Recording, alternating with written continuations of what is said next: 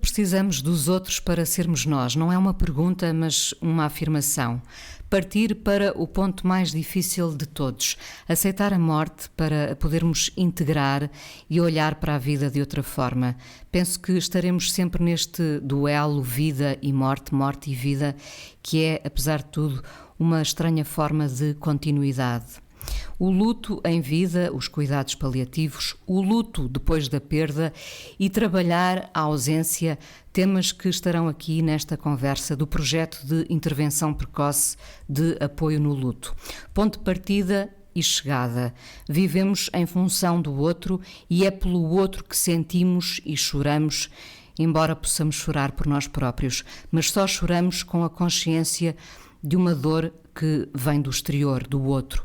Estamos em perda connosco quando tomamos consciência de uma perda maior e externa.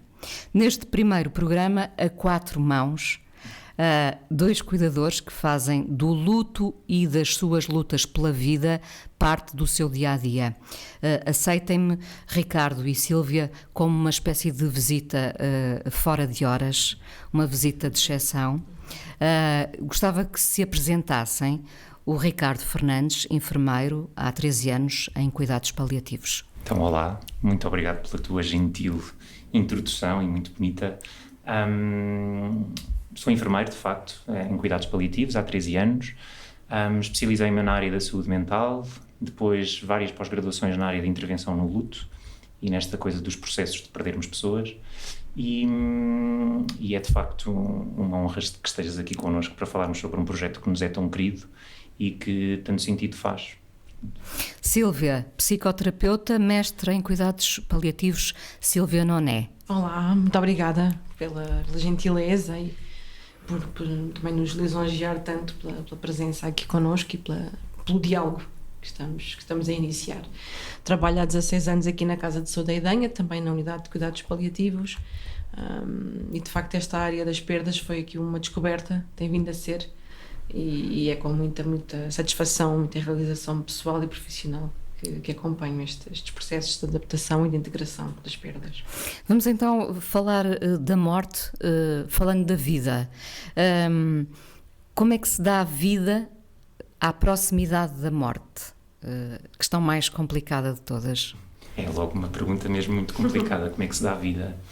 A vida está lá, portanto não vamos dar-lhe, não é? Às vezes vamos, se calhar, sublimá-la e trazê-la um pouco mais, com mais intensidade e com mais fulgor, quando existe um contexto muito adverso, que é esta doença de morte anunciada, ou esta doença grave, tudo mais.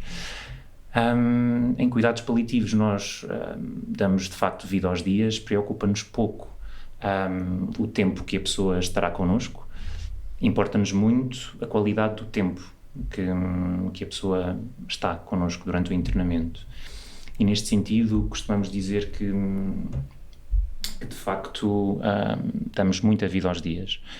E há quase uma distorção social de que as pessoas em cuidados paliativos estão a morrer, e eu gosto sempre de contrariar um bocadinho esta falácia, porque as pessoas em cuidados paliativos não estão a morrer, as pessoas estão a viver, de facto. E é sempre isto que nós procuramos destacar, salientar, reforçar e deixar presente na vida da pessoa que está doente e na vida do seu familiar também.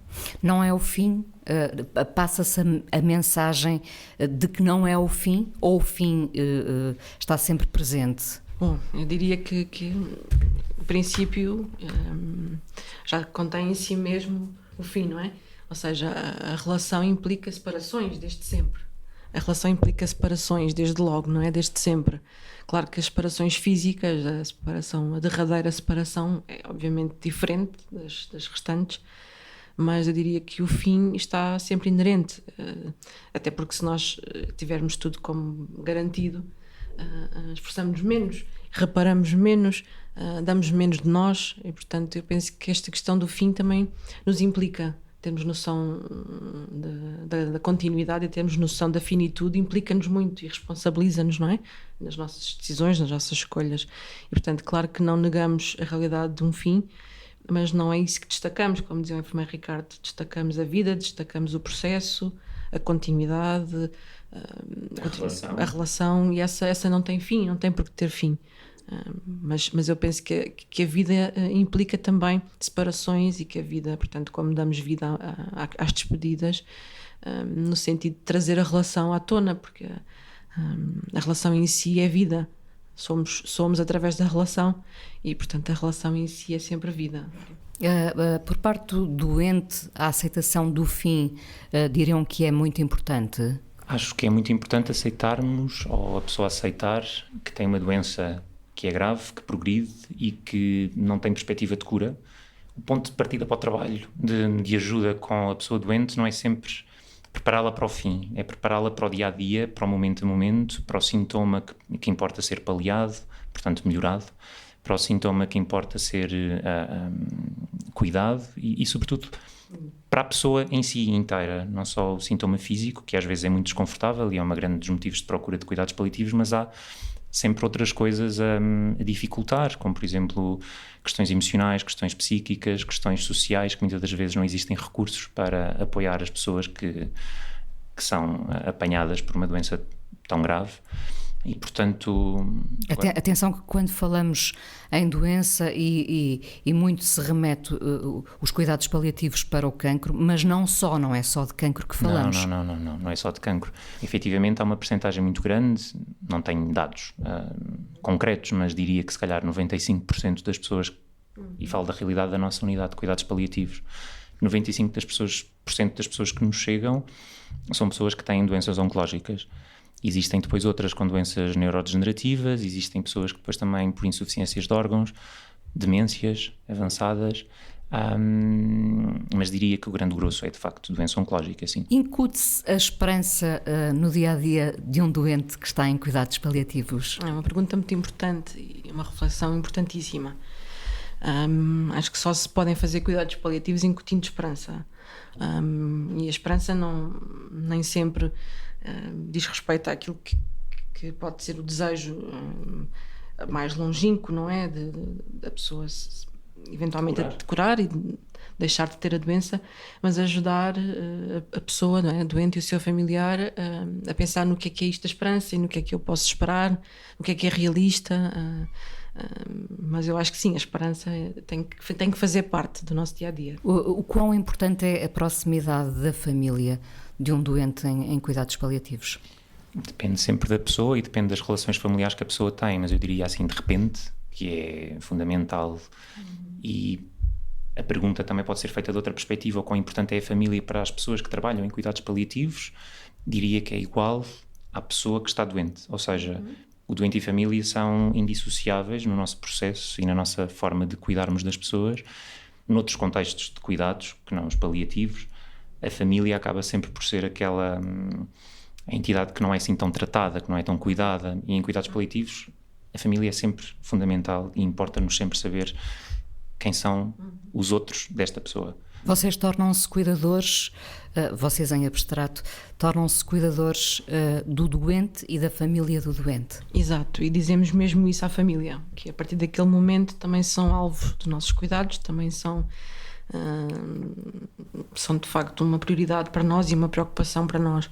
Claro que cada pessoa é uma pessoa e como dizia o enfermeiro Ricardo, é importante perceber para aquele doente, em particular para aquela pessoa que está doente, que papel teve a família na sua história de vida. Porque pode acontecer uma rejeição da parte do doente em não querer, até como defesa, em não querer ver a família. Pode acontecer já haver separações anteriores ao processo de doença, e em alguns casos essas separações tanto serem mantidas ou por escolha ou por dificuldade de ambas as partes ou de uma das partes, e isso também é importante para os técnicos, não é? Percebermos que cada caso é mesmo um caso, cada pessoa é uma pessoa e cada história de vida é uma história de vida, e que importa mais do que tudo perceber para aquela pessoa em concreto, naquela fase de vida em que está, que papel tem a família, que importância que tem a família para ela, que referência é ela para a família também.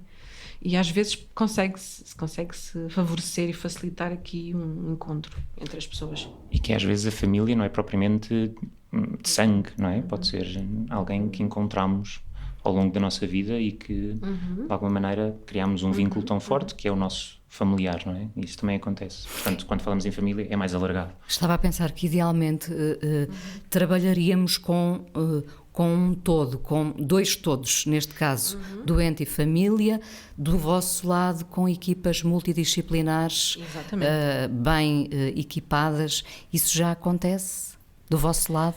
Sim, diria que sim, que acontece e que cada vez mais acontece, felizmente.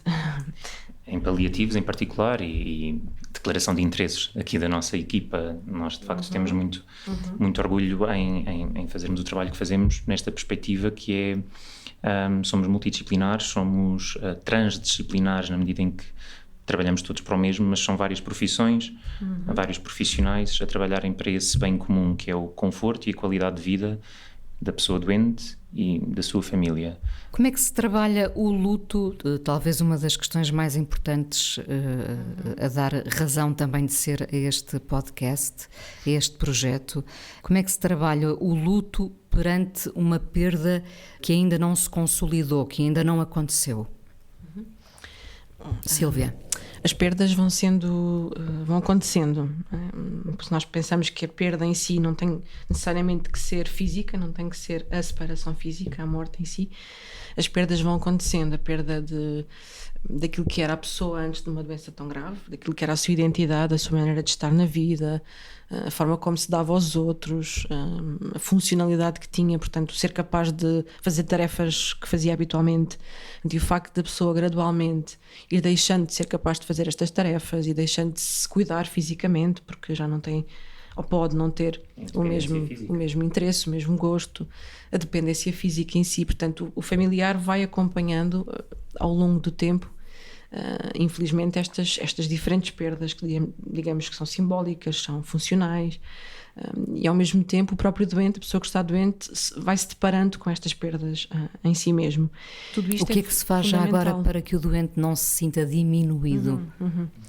É importante abrir espaço ao diálogo, é importante abrir espaço a que o doente possa sentir-se diminuído, é importante que ele não se sinta menos digno por isso, porque a questão é esta, não é? Eu sou menos digna, tenho menos valor porque estou mais dependente fisicamente, mais do que tudo é a minha dignidade, é a dignidade da pessoa que eu sou, e depois também trazer à tona todas as outras valências do ser humano, a sua maneira de pensar, os seus valores, a sua história de vida, os seus projetos, o que gostaria que acontecesse no futuro para si, para os seus, para o mundo, para a sociedade, e dar voz a tudo isto, porque nós todos estamos de passagem, não é? E portanto, o que nos diferencia, eu costumo dizer muito isto, o que nos diferencia é o tempo em que uns vão e outros, porque na verdade estamos todos de passagem e temos esta humildade suficiente de perceber que de facto o fim está para todos, há de chegar para todos, e até lá vamos-nos socializando, vamos-nos dando e vamos recebendo. Eu penso que é isto, e ajudar o doente e a pessoa que está em sofrimento a reposicionar-se no mundo, na sociedade. Os doentes perguntam-vos, ainda sou o mesmo? Ainda sou a mesma? Tão diretamente diria que não, porque é uma pergunta muito difícil de fazer. Ou melhor, não é a pergunta que é difícil de fazer. Resultaria também do confronto com... Sim. A resposta é que é difícil de receber ou de elaborar. Mas eu acho que nos vão perguntando isso de outras formas, de outras maneiras, com outras palavras, com outros comportamentos. Sim. Ou aludindo ao passado do tempo em que era capaz de fazer. E isso é tão importante, a narrativa de vida, as pessoas narrarem quem foram ou o que fizeram. Sim, e questionam muito que sentido, algumas vezes questionam que sentido tem eu estar aqui. E de facto são perguntas desafiantes e que importa encontrarem a resposta em conjunto, porque não é o sentido teórico, não é o meu sentido, não é o sentido que eu acho que tem a vida daquela pessoa, é o sentido que ela precisa encontrar. Mas mais do que tudo eu acho que é mesmo abrir espaço ao diálogo, porque infelizmente da minha experiência, e penso que da nossa, o que acontece é o oposto. Na sociedade fechamos o diálogo, não é? Quando estas questões difíceis se nos colocam, fechamos o diálogo. Não penses nisso, há tanta gente pior, infelizmente ainda se ouve estas coisas. E portanto tens tantas coisas boas, isto fecha o diálogo, e fecha por nós ou fecha pelo outro. Também muitas vezes por nós, porque nos é difícil, porque o confronto com o sofrimento no outro faz-nos confrontar com o nosso próprio sofrimento, com a nossa própria finitude, com as nossas próprias dores, Portanto, eu diria que o mais importante e aquilo que eu penso que leva mais à possibilidade do outro encontrar sentido é a pessoa sentir que está a relacionar-se. Se eu me estou a relacionar com a psicóloga, se eu me estou a relacionar com o enfermeiro, então eu posso relacionar-me com a minha família, mesmo nestas circunstâncias que eu tenho hoje, não é? Posso trazer alguma coisa de interessante e de importante à vida deles. Isto não pode ser uma relação técnica, não pode ser uma coisa instrumentalizada. É importante que vá para além disso e que eu permita ao outro rir. Nós também rimos em cuidados paliativos com os doentes. Nós fazemos festas de aniversário, cantamos os parabéns, que aquilo que se deseja são muitos anos de vida, não deixa de É a continuidade, desejar. não é? O que se deseja é a continuidade. E, portanto, a partir do momento em que nós desejamos estar com o outro e o outro sente que nós desejamos estar com ele, ele sente que pode até ele mesmo desejar estar consigo, desejar estar com os outros. E eu penso que é daqui que vem o gosto, ou que renasce o eventual gosto por estar vivo. Claro que se a pessoa não tiver os sintomas controlados, não teria gosto em estar vivo. Isto pressupõe já um trabalho de base, multidisciplinar, obviamente, de ajudar a minimizar ou a reduzir, praticamente eliminar, quando possível, o sofrimento físico. Mas, de facto, é este o trabalho que nós fazemos e posso dizer que é, de facto, uma riqueza enorme. E que as pessoas nos surpreendem, me surpreendem e me ensinam, e só posso estar-lhes grata, como Sílvia, a isso tudo que me têm dado também. Sim, e ainda pegando na questão das perguntas que nos fazem, não necessariamente essa, mas outras perguntas também possam ser difíceis ou de respostas difíceis, é muito importante que elas aconteçam e é muito importante que exista disponibilidade dos profissionais, das pessoas, para até incentivar as pessoas a elaborarem essas perguntas, porque isso faz com que as pessoas pensem sobre isso e que ao mesmo tempo vão à procura das respostas, e essa resposta é muito importante no processo de adaptação às perdas que acontecem ainda em vida, e falamos do luto preparatório, e na perspectiva do familiar também é importante que o familiar também se questione sobre isso, e o que a Sílvia disse é muito verdade, abrir espaço ao diálogo, à conversa, à partilha de sentimentos, de pensamentos, de tudo, para que as pessoas encontrem as suas respostas acompanhadas por nós, claro. Vocês conseguem fazer essa ponte? Têm essa quase noção de missão cumprida ao perceberem que fazem a ponte? Por exemplo, questões práticas. A família tem muito medo de fraquejar emocionalmente frente ao doente, não é? Sim, é muito comum. Vocês podem dizer a um familiar: deve chorar se lhe apetece chorar. Eu digo muito frequentemente: permita-se chorar. Em frente ao doente. E à família, antes de entrar no quarto, se riem em conjunto. Porque é que não podem chorar em conjunto? Faz parte. Mas vai ficar preocupado comigo. Fica preocupado porque a ama, porque se gostam, porque são pessoas importantes e o choro está-lhe a dizer o quão importante é para si. Não se preocupe que estamos aqui. Se isso implicar sofrimento e se repararmos que isso está a trazer um descontrole emocional no seu familiar, estaremos lá para ajudar. Mas de facto isto é muito cultural, eu penso, e a nossa sociedade, isto é transversal a todas as faixas etárias, a todas as realidades, eu acho. Que esta coisa de termos que esconder as emoções, até o riso hoje em dia parece que é uma ofensa rir em voz, dar uma gargalhada alto, não é? Bom, é verdade que há muitos problemas e gravíssimos à nossa volta, mas eu não estou nem a desvalorizar nem a desdramatizar o que está a acontecer à minha volta por ter um momento de alegria, por coisas pequeninas do dia-a-dia, e também não estou a desvalorizar o sofrimento do outro por me permitir chorar por algo que me está a acontecer. Portanto, não há aqui um sofrimómetro, não é, como eu costumo dizer, e não tem que haver uma intolerância à manifestação do sofrimento, nem tem que haver uma intolerância à manifestação, numa expressão mais efusiva de felicidade. O difícil, na minha opinião, aqui muitas vezes é conciliar os diferentes momentos em que as pessoas estão. Para mim é de facto um desafio que eu acho importante trabalharmos e estarmos todos conscientes que às vezes o doente está numa fase de aceitação da sua doença diferente daquela que é a aceitação ou a adaptação, se quisermos, do familiar. E de facto ambos têm direito a estar como estão. E aqui é um desafio que eu acho muitíssimo importante para os técnicos, de pensarem, de se formarem, de discutirem, porque nenhum dos dois tem que sair da zona onde está. Precisamos de, em conjunto, ajudar um, ajudar outro, ajudar os dois E muitas vezes há aquele elefante branco na sala, não é? E isto sim, eu penso que é o mais difícil, que é um desafio muito grande e como em tudo na vida, eu acho que os desafios se enfrentam olhando para eles, pensando sobre eles e não fingindo que eles não acontecem, que não estão lá. E muitas vezes é abrir espaço ao diálogo outra vez. O que é que está a dizer, o que é que quer dizer ao seu familiar quando me pergunta... Vocês às vezes são os mensageiros, sim, não é? Sim, nessa ponte que estava a falar. Sim. É no fundo quase iniciar um diálogo que se calhar estão ambos com vontade de ter, mas que não sabem se é correto, se é adequado, se é o momento certo.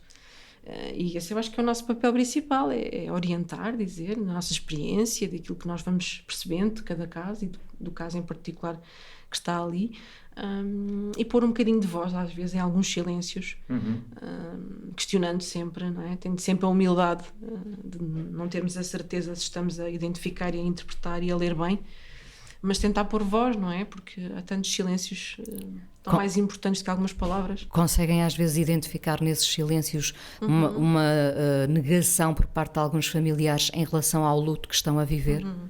Sim, bastantes vezes.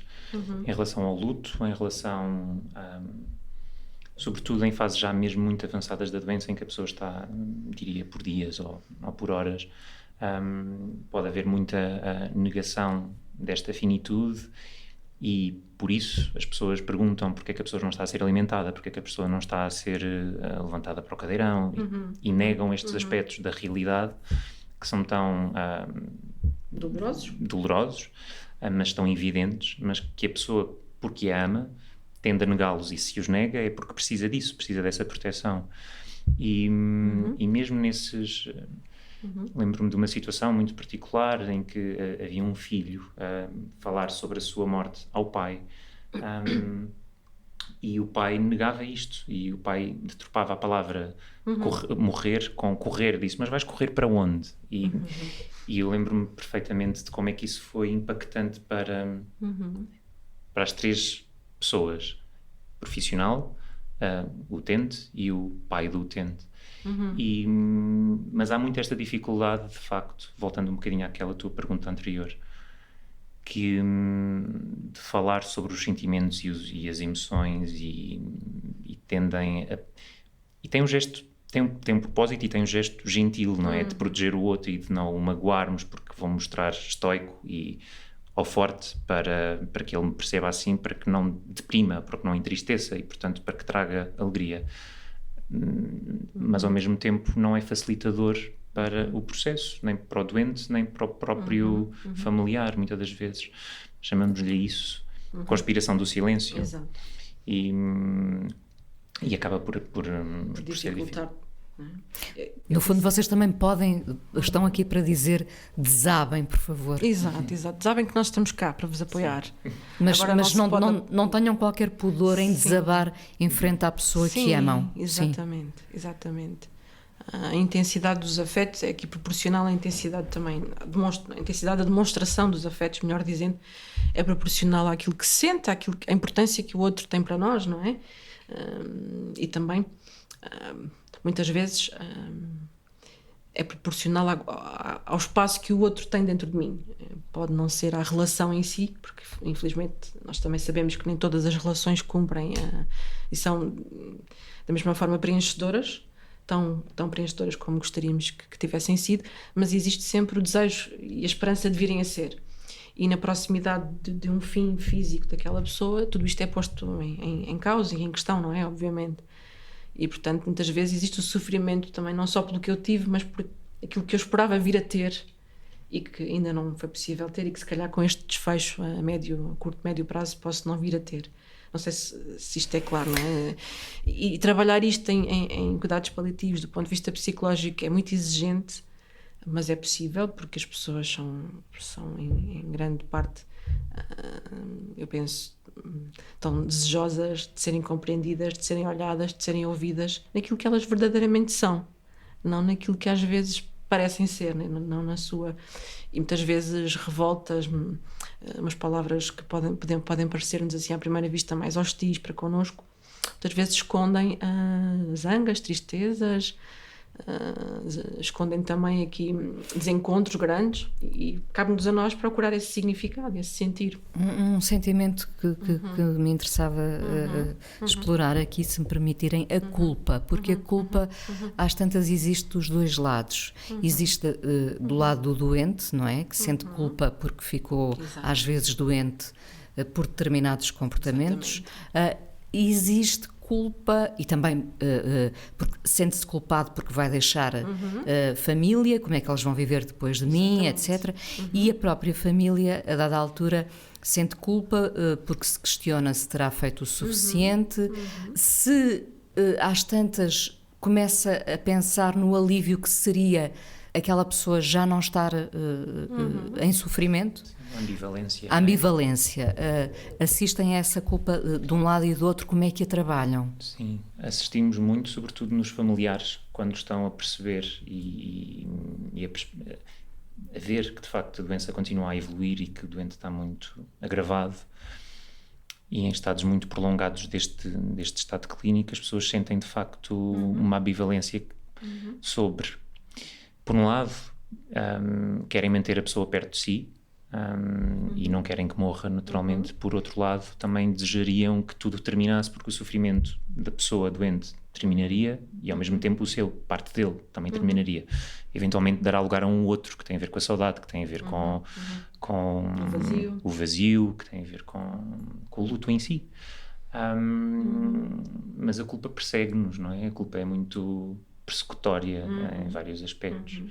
Isso também tem... A culpa está connosco praticamente desde que nascemos até morrermos.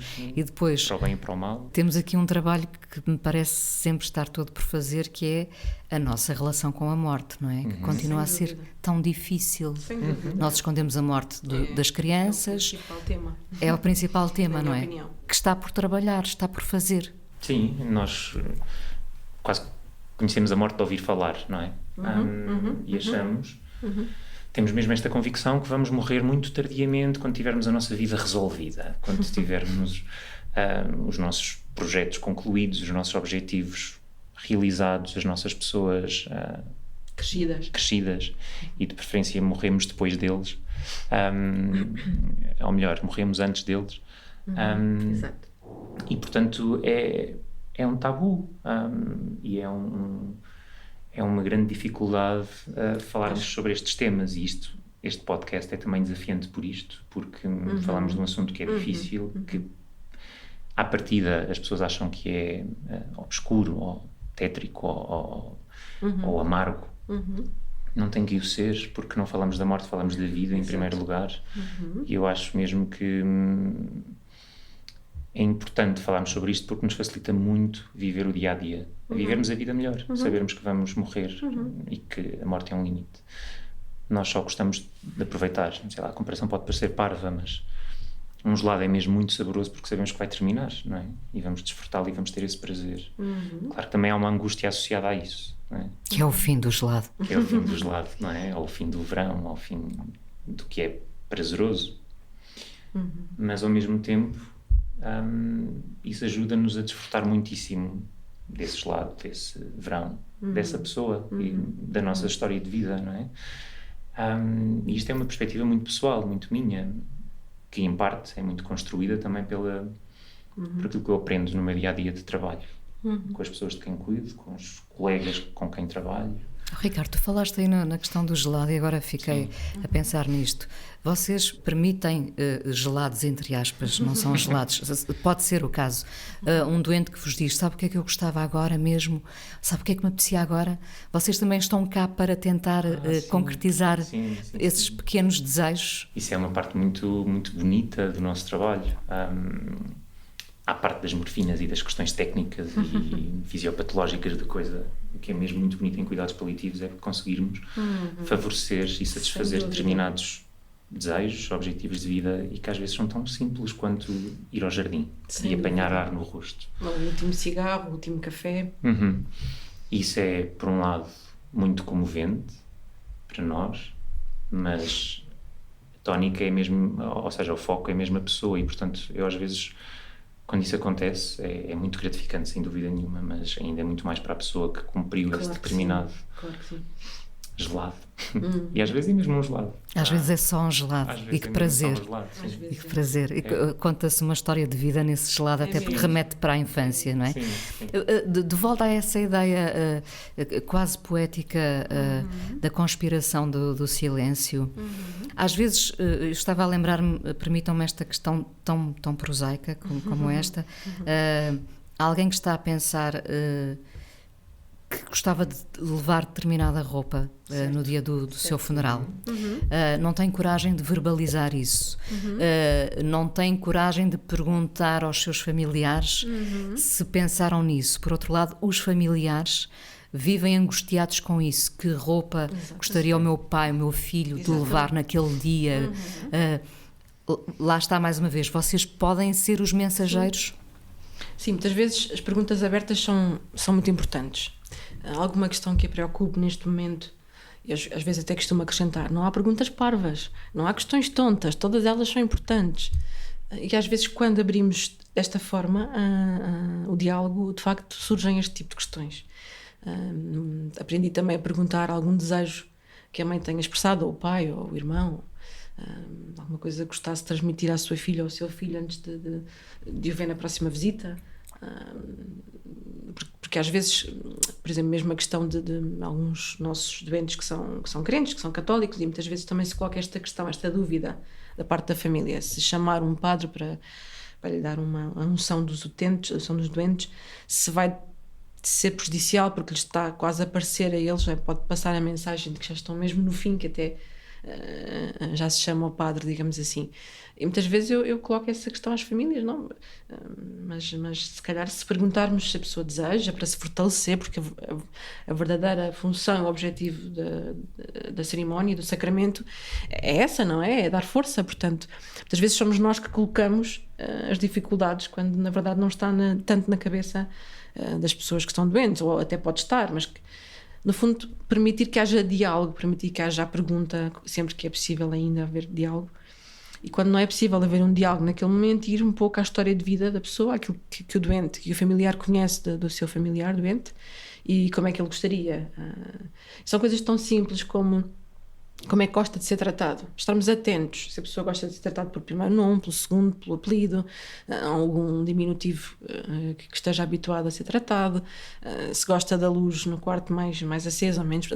Trazer a casa um bocadinho para aqui. Tudo nos dignifica como seres humanos, não é? Porque são a nossa casa também interior e a nossa forma de estar na vida, portanto, e muitas vezes, se nós não dermos este primeiro passo de alguma pergunta, o que é que está a achar? A minha forma de abordagem aos doentes é muito esta. O que é que está a achar até agora? Não lhe pergunto como é que se sente, porque da minha experiência, quando eu pergunto como é que se sente, falam-me da parte física. Dói-me aqui, tenho estado com dores ali. A forma como tenho tido agora de abordar é o que é que está a achar até agora? O que é que está a achar deste sítio, deste espaço? Gosta? É confortável? É silencioso? É silêncio a mais? Mas cada caso é um caso. Há pessoas que nós percebemos para quem é muito importante estas perguntas, quase questionário, não é? Quase serem inquiridas para início de relação, outras que de facto precisam de perguntas mais abertas e num espaço muito grande de silêncios para se ouvirem a si mesmas. Mas é um pouco isto, como é que está a ser para si? Provocar a resposta, de certa forma. Conhecer o outro. Há uns dias, já agora só como parênteses, porque achei a iniciativa muito boa, descobri uma escola, já serão várias nesta altura, que tem uma caixa para os alunos escreverem aquilo que não conseguem verbalizar, queixas de assédio, bullying. Pensei até que ponto, para aqueles que estando aqui, familiares, Sim. Principalmente não conseguirem verbalizar algumas dores, deixarem na caixa. É uma boa sugestão. Obrigada, Inês. Muito obrigada. Um desabafo, um lamento que às vezes não se tem coragem de verbalizar. Faz todo sentido, obrigada. Existem, enfim, mas não é a mesma coisa, de facto. Uma caixa de sugestões de melhoria que existe em todos os hospitais, a Casa de Saúde não é exceção, mas de facto isso é mais diretivo, não é? E é muito mais... é simbólico até da nossa disponibilidade para a escuta. Sim, e isso eu estava a ouvir a pergunta que tu fizeste sobre a questão da preparação, se as pessoas perguntam e como é que nós respondemos, e eu estava a pensar e estava a ouvir a Sílvia a responder também, que mais do que as perguntas, de facto, ou melhor do que as respostas, importam as perguntas, porque facilita muito pensarmos sobre isto. E eu estava a pensar em outros colegas meus de outras áreas que não têm formação em paliativos ou experiência em paliativos e que eventualmente responderiam evitando e fechando o diálogo e fechando o discurso. E paliativos é tão diferente porque nós estamos, de facto, como disseste, provocamos respostas, porque fazemos perguntas para falarmos de assuntos muito difíceis, ou que às vezes são muito difíceis, mas não é para o doente, é para os outros. Sem dúvida. As respostas para os outros é que é muito difícil, não é? Eu tenho colegas meus que às vezes me perguntam: como é que tu lidas com isso? Que as pessoas dizem que... Tive uma doente que uma vez preparou o seu funeral todo, e a agência funerária foi ao quarto, escolheu o caixão, escolheu tudo, e é muito, dito assim, eu sei, pode ser muito... tétrico. Sim. Frio. Mas aquilo foi importante para a senhora. Fazia todo o sentido na personalidade daquela senhora. Houve um lado apaziguador, certamente, nisso. Muito. Digam-me os dois, Ricardo e Sílvia, como é que vocês não deixam que este vosso lado profissional, que vos consome realmente, não arrombe o vosso lado pessoal? Como é que vocês se cuidam? Uns dos outros? Olha, isso tu deixar também tem muito que se lhe diga. Porque se nós permitirmos que os outros desabem, também temos que dar o exemplo. E portanto Vocês também desabam. Fui aprendendo que tenho que desabar de vez em quando, nos braços certos, nas pessoas certas, e a ser também eu própria o meu porto de abrigo para desabar, não é? E acho que só assim é que se consegue. Como eu dizia, não é? Aprendemos, pessoalmente, falo da minha experiência, aprendemos a dar muito mais valor, de facto, às pequenas, grandes coisas da vida, ir encaixando tudo o que aparece. Saborear o gelado ao fim do dia, mais uma vez. Mesmo. Agora, também me ocorre o contrário. Como é que é para mim estar como psicóloga a trabalhar em cuidados paliativos há 16 anos e não deixar que situações minhas interfiram? Também me ocorre o oposto, não é? Lembro-me, por exemplo, que quando estive grávida foi um desafio psicológico grande para mim, porque era o contraste da vida por nascer e estar com pessoas conscientes de que estariam num processo de doença grave e de fim de vida. E lembro-me de ter sido um desafio muito grande, este contraste. Foi uma fase particularmente intensa e exigente de trabalhar comigo mesma, e a culpa também nos ocorre, Inês, a culpa também me ocorre. Culpa de estar viva, de estar bem, de estar feliz, de estar casada e de vir a ser mãe, que era um desejo que sempre tive. Tens toda a razão, porque eu falava dos doentes e dos familiares, e vocês também têm direito a sentir essa culpa. A culpa também me ocorreu algumas vezes. E era aceitar isto com humildade, com honestidade, e estar com o outro, porque só com honestidade tu consegues estar com o outro e o outro sentir-te verdadeiro.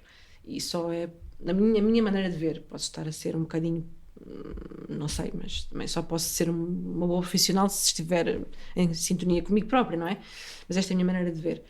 Só posso desfrutar de uma relação quando ela é autêntica, e só posso querer estar vivo numa relação e estar a realizar-me numa relação se ela for autêntica.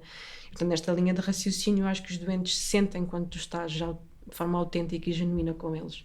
Não vais dizer que se sentes culpado, obviamente, nem faz sentido, mas podes trabalhar isso numa pergunta e estar à espera. É menino ou menina? Fica a pensar para si. Como é que era para si quando esteve à espera da sua filha? Gostava que fosse menina? Se eu estiver consciente que este é um tema, mais depressa sou capaz de responder ao doente de forma empática, profissional e humana, porque é muito humano ter-se culpa.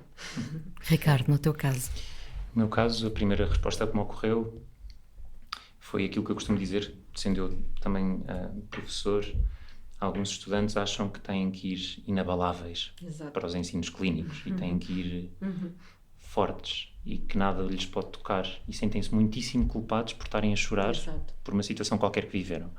E eu digo-lhes, no dia em que deixares de te comover com isto, tens que mudar de profissão.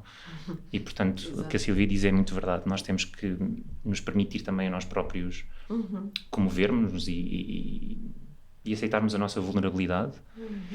Trabalhar isso com as pessoas certas. Muitas das vezes, questões profissionais, as pessoas certas são os nossos pares.